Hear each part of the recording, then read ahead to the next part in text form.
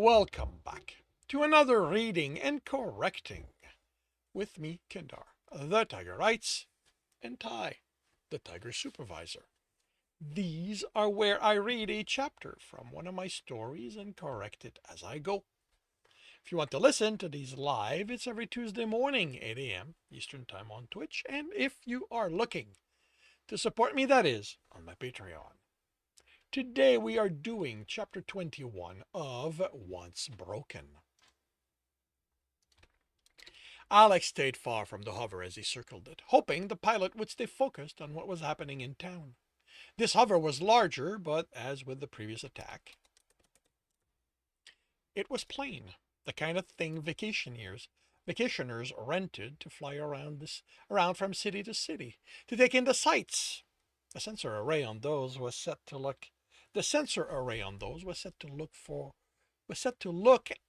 out for other vehicles not approaching people. He made out the woman in the seat through the large curved windshield, talking on a hand-comm unit, looking ahead, agitated. He had to get to her before the fighting in town turned so bad for her people she decided to call her boss. He wanted them to think this was just a bunch of lucky natives for as long as possible. He made it far enough for the windowless back of the hover to hide him, and he ran. Silently, he made his way to the open side, a knife in each hand. He heard the indistinct voices on the comm. They sounded annoyed, but not distressed. Good. They still thought they could win this. They still thought they could win. A peak showed her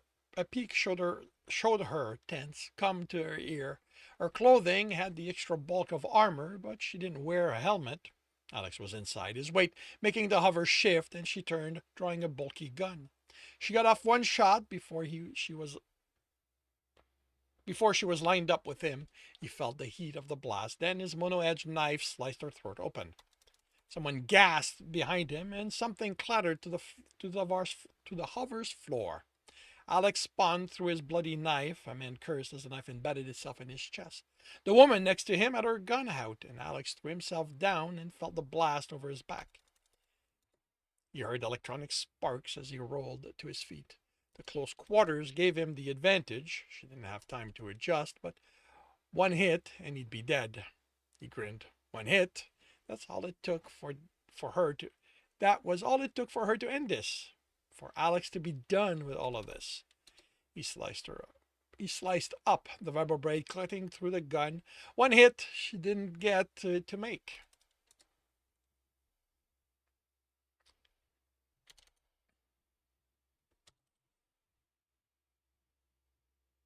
He sliced up, yeah. She wrenched her hand before the knife was through the polycarbon material and it was pulled out. Yeah.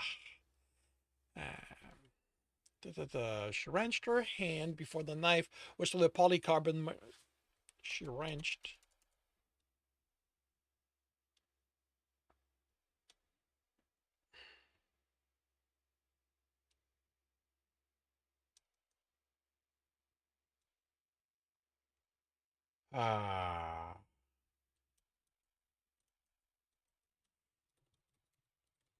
She wrenched the rifle before the knife was through the polycarbon material and it was pulled out of his hand. He grabbed the one at her belt and it was slicing her throat. Nope, sliding over the armored skin. He dropped it in disgust. What kind of merc had a plain polycarbon knife as her main one? He dodged the bludgeoning blow from what was left of her gun and pulled a mono edge from his harness, only to throw it at the downed but not dead man who was pulling out his gun. He pulled another one from the harness as the man died, pommel sticking out of his throat. The glow of this knife cast her pale skin an orange tint. She took a step back as he slashed at her arm.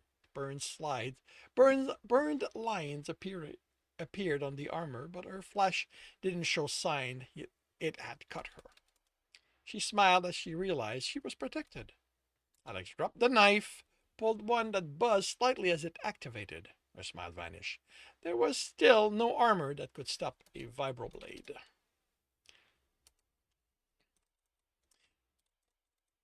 She looked around for a way out, but she'd backed herself in a corner. By the time she decided she had to go through him to escape, he had the knife cutting through her chest, worn armor, armored flesh, bones, lungs, and a heart. She slumped against the wall, her eyes growing dull as she slid down. He turned and pulled the dead pilot out of her chair.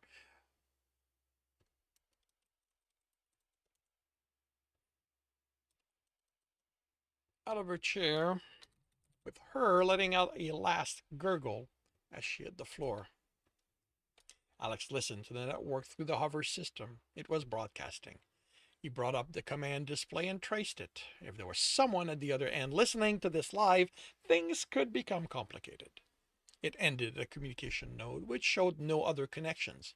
He breathed easier. His reflex was to implode it, but he controlled it. Doing that would tell those behind the attack a coercionist was involved, something no native should know how to do.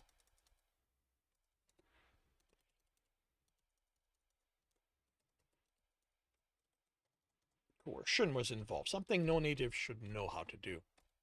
He went through the content, not looking at what it was, but at when it had arrived. Intermittent connection over days indications they'd been accessed. Updates as they traveled. The only live connection began just before they were spotted. He erased it, removed all trace that had been made, then backed out, erasing his own presence. Now, when the Implorer connected, all he'd see was that there had been no update yet. Alex shut down the comm system, then wiped its buffer. In case there was a program hiding there he didn't have time to go looking for. He looked at the damage the blast had caused. The hole in the panel under the control board was still sparking. The comm system hadn't been hit, and neither was the command one, since he'd used both. He pulled the panel off and looked in. The parts that were important to a functional hover, the only parts he recognized, were intact. Power relays had been destroyed, but Tristan would have to look at them to tell what they affected. He found the tag in there, pulled it out, disconnected it, and considered what to do with it. They already knew where the hover was. The tag's location would be buried within the corporation system, along with every other tag on the planet. He couldn't get in there to remove it, not without this system as support. The hover might not be functional, and if it was, did he want to send it away? Did he want to cut himself from the net? If he didn't destroy it, they'd be able to tell the hover didn't move. They'd know the team had failed, same as if he destroyed it. Though at least then they might not work as hard at hiding their communication on the network. He threw the tag out the door and picked up the pilot's gun. One shot, and he shot the tag until the gun was out of power. There was a hole, a couple of feet deep, where the tag had been, and small pieces around it. He looked toward the town and saw an occasional flash of gunfire. The fighting had been winding down.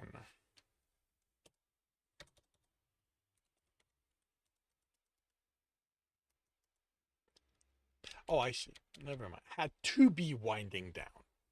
Running there wouldn't do any good, so he searched the hover and its dead occupants. Two rifles, a few knives, which he clipped to his belt.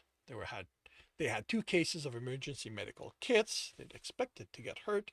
A case of nutrient bar for the 15 of them, which was a month's worth. Either they liked to plan for the long term or they'd intended to add a vacation to this trip. What he didn't find was a data pad. Who, in this day and age, didn't use a data pad? What were the odds that 15 people all didn't like them? Maybe whoever had hired the previous group realized one had gone missing. Alex had no way of knowing what the crash had looked like and what had survived. He didn't know what they thought the natives would do with them, even if someone was familiar with datapad, didn't have a connection to the net. Voices made him look up.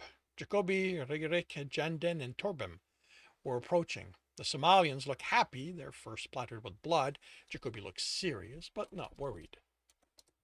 I figured this is where I'd find you when I realized you weren't fighting with us. Jacoby looked at the bodies. Had your own problems, I see. How did the fighting go? Alex asked. We won, Regeric answered. We lost two of ours, but killed all of theirs, Jacoby added. It's a fair trade in my tally. Good. One of the bolt damaged some relays. You'll have to take a look at it to see how functional it is. So you're sending it away? Jacoby sounded disappointed. No point. They know this team reached its destination. I shut down their comms, so it's off the net, and I destroyed the tag.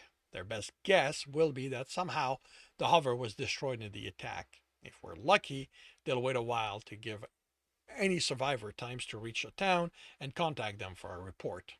What we want to do is move this somewhere a satellite won't see it. For that, I need it to work.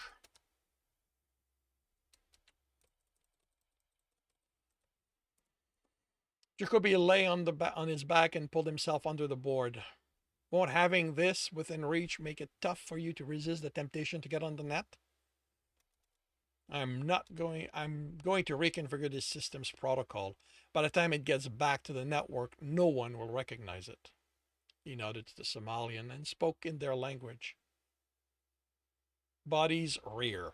Then he had to search for how to tell them to take them out and bury them. Torbim grinned, her sharp teeth stained with blood, and spoke quickly, indicating Alex. Jendon commented, all too fast for Alex to make out. Rigoric chuckled. Rear, he said in standard, slapping his ass, or back. He said the word, which sounded close to what Alex had said. They're in the back. Alex gave up on Somalian. Take the dead and bury them. We don't want them found by satellite, or should someone come looking for them. The three of them entered the hover, each grabbing a body.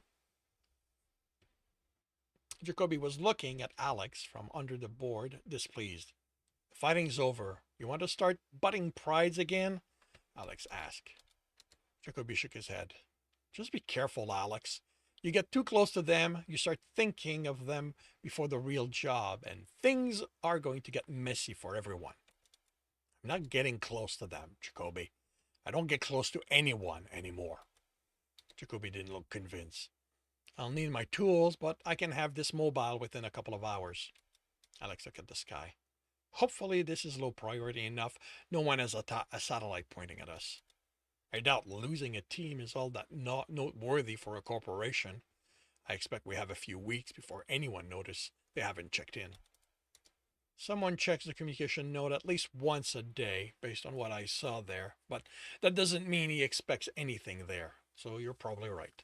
Hopefully, that's going to be enough for us to mourn the dead. Us? Jacoby asked. Damn. Alex indicated the Somalians heading for the tree line. They just lost two of their friends. It's going to affect them. Affect them. Right. Jacoby studied.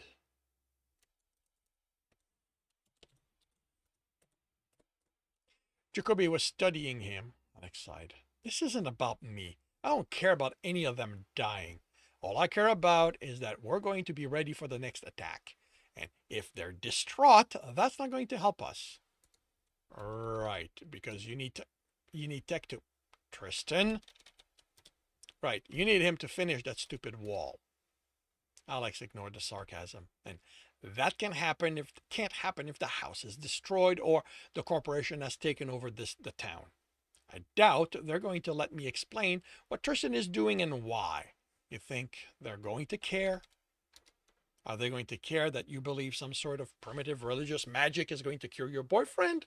Let me think on that. No, you're right. I can't see how they'll allow that to continue when they have access to doctors who can do the job a lot better. You don't get it. Jacoby snorted. You think I didn't spend years making a Landon to bring my dad back, my mom? What? You think those kind of beliefs only exist on primitive worlds?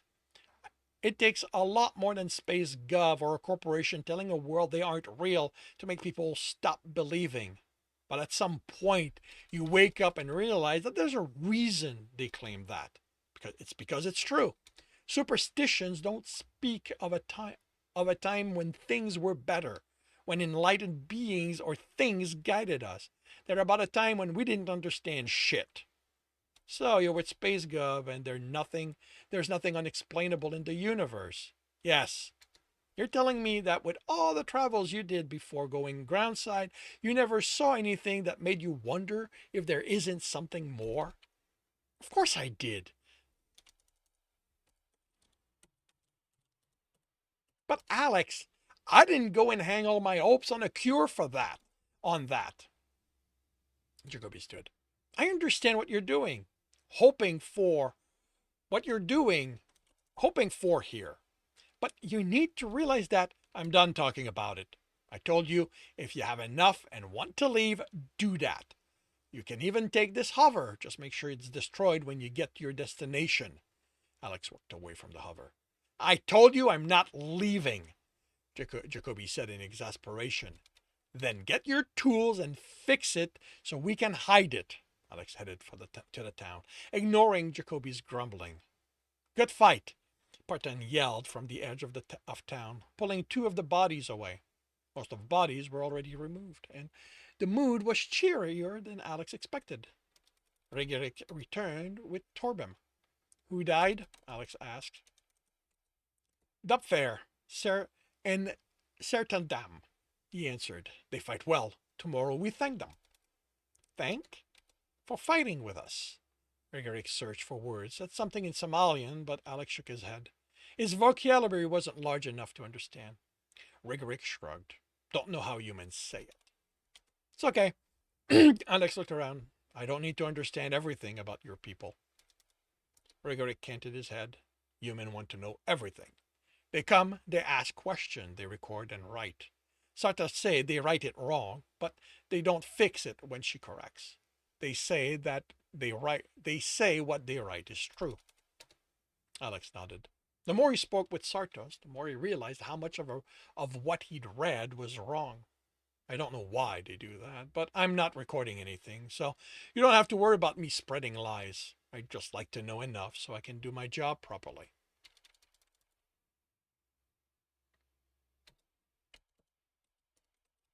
Save Torpas, Rigerik said.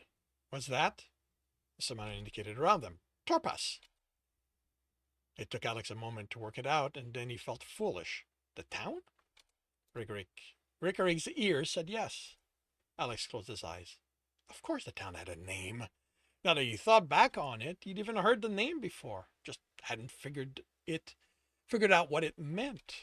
And it makes sense. Rigerik thought he was here to protect them. Alex wasn't sure what Tristan was doing. Wasn't sure what Tristan was doing registered with the Somalians. Could he have linked buildings? Could he have linked building the walls to getting a boon? He sighed. Sure, why not? Alex didn't feel like explaining things to him, and it wasn't going to alter anything if he did. They turned a corner, and Alex saw someone standing in a larger alley watching an area where blood had ended up on everything.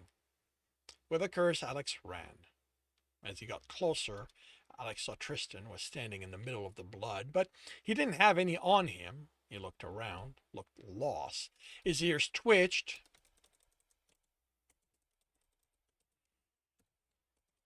And he looked up, his confused face becoming a mask of anger. You kept this from me. Alex stopped well outside of Tristan's reach. Settle down. He kept his voice soft. No one was around, and Rigerik hadn't followed him, so this wouldn't escalate into another bloodbath. No, I could have helped. He motioned at the blood. I could have done that. I could have killed them. I want to kill them. Why won't you let me do that? Tristan shook from rage, and Alex chose his words carefully. You can't help, he said derisively. You can't do anything right now. You can't even build a damned wall. Tristan looked at him, stunned. Then he strode toward Alex. Alex didn't move when Tristan got close enough to hit him. He kept looking him in the eyes, kept the sneer on his face. He wanted this to be it. He hoped he had finally pushed it too far, that Tristan would break through whatever barrier kept him from striking Alex. From striking him. Tristan stared, shaking even harder, and finally roared. When it was all done, all Alex saw in his face was defeat. Tristan turned and sulked off. Alex slumped. It hadn't worked. And, of course, now Tristan would take his anger out on the wall. And he was going to have to start all over again.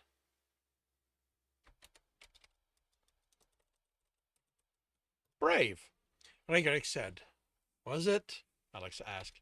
Strong, dangerous, aggressor. Always brave to stand up to one. Yes, he was. Alex watched Tristan vanish in the distance. He shook himself. Moping wouldn't help. Come on, let's go help with the cleanup. Rigeric canted his head, and Alex indicated the blood on the ground, the damaged building. The Somalian smiled. Later, time to give thanks first. Thanks for what? Alex asked, unsure what they had to be thankful for.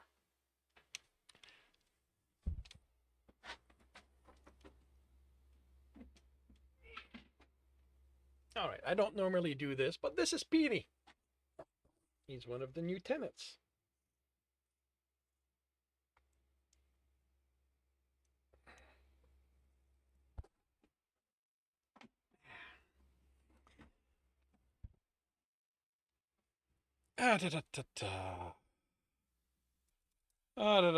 Thanks for what? Alex demanded, unsure what they had to be thankful for.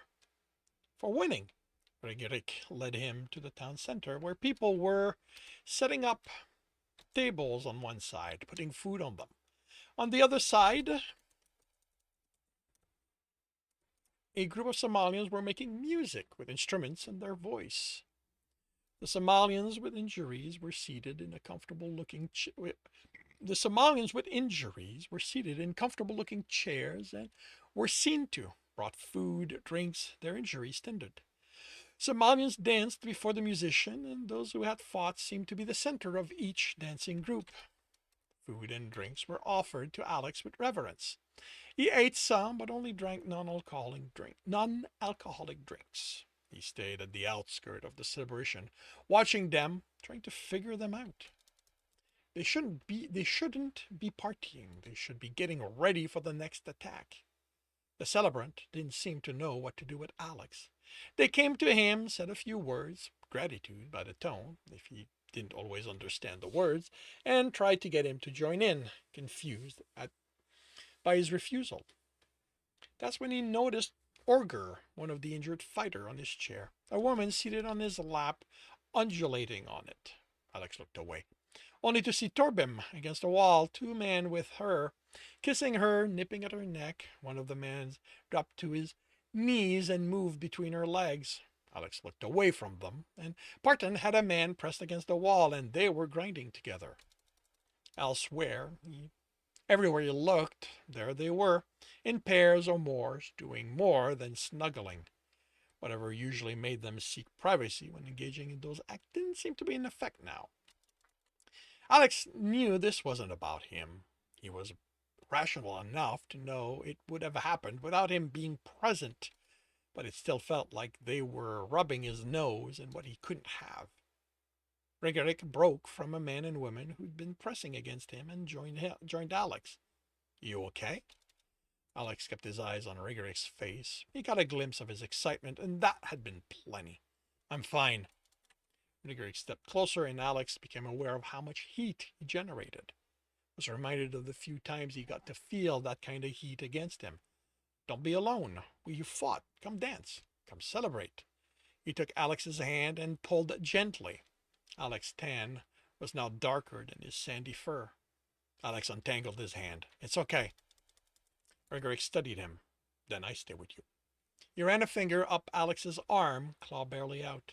Alex's breath caught, and he pulled his arm away.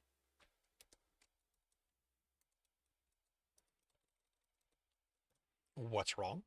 Nothing. It's not that. Alex ran a hand over his arm, remembering Tristan's claws on it, never breaking skin but leaving trails.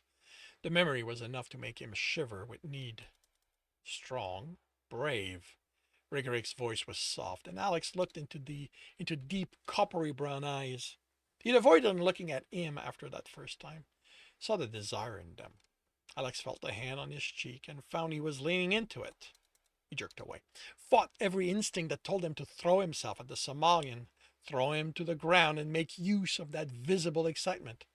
He placed both hands on Rigoric's chest, his fingers sinking into the soft but thick sandy fur, and pushed him away gently. I can't do this. I'm sorry. Not strong enough for you? Rigoric's tone wasn't pleading. Alex felt like he was asking what he could do to make Alex want him. That isn't it. It isn't about you. Alex stepped away. It's about me. I'm not someone you could. I'm Tristan's. I'm sorry. He walked away from Rigoric, from the celebration, from the town. It was full dark by the time he reached the house, and when he stopped, he could only barely make out Tristan in the distance. He was back at the start, working on the first row of stone. I need you, Alex whispered, and his chest tightened, making his words sound pained. He thought Tristan stiffened, but then he was back to placing stones down. Alex headed for the hover, but walked past it. Jacoby was in there, and Alex didn't want to be around anyone if he couldn't be close to Tristan. He found a comfortable spot in the grass near the trees and stretched out, looking at the starry sky, and imagined it was Tristan's fur over him and about to lie on top of him. And that concludes chapter 21 of Once Broken. If you are enjoying this, please leave a like. If you want to know when the next chapter is going to be up, subscribe and hit the bell. If you want to read the story as well as the other books in the series, they are available at all major e-retailer. If you want to support me and get access to just about everything I've written, that is on my Patreon. And if you are looking to listen to these live, it's every Tuesday morning, 8 a.m. Eastern Time on Twitch. The links are in the notes, and with that, I shall wish you a good day.